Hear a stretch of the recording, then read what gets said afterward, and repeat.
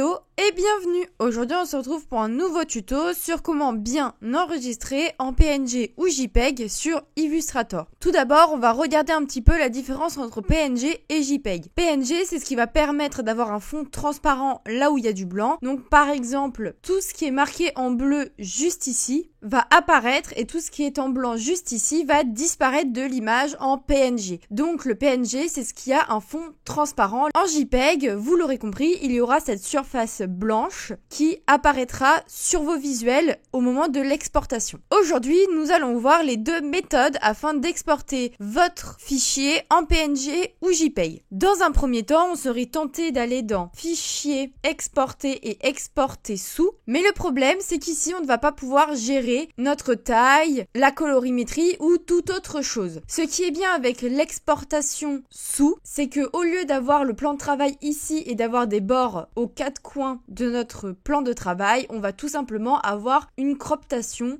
au niveau du carré bleu que vous avez juste ici. Pour la deuxième méthode, là où on va pouvoir bien enregistrer notre fichier, on va aller dans Fichier, Exporter, mais cette fois-ci exporter pour les écrans. Cela va nous ouvrir cette petite fenêtre. Vous pouvez bien évidemment changer juste ici votre nom, mais ce qui va nous intéresser, c'est le format que vous avez juste ici. Donc, vous avez le PNG et le JPG. Je le rappelle, le JPG et le JPEG, c'est exactement la même chose. On va aller tout simplement dans Résolution et pour exporter votre image en pixels et pas en vectorisation, donc en PNG ou en JPEG, Illustrator va directement nous mettre en 72 que vous avez juste ici parce que c'est un format web le plus reconnu et le plus facile, même si maintenant nos résolutions d'écran vont un petit peu plus haut. On va tout simplement changer par du 300 dpi car on va avoir une taille beaucoup plus grande, un format beaucoup plus aéré et moins pixelisé. Pour cela, vous allez tout simplement exporter le travail et le mettre là où vous souhaitez l'exporter. C'est la fin de cette vidéo. Si vous avez la moindre question, hésitation ou problématique concernant la suite Adobe, n'hésitez pas à m'en faire part via l'espace commentaire ou par mail, j'y répondrai avec une autre vidéo. On se retrouve comme d'habitude demain à 18h pour un nouveau tuto.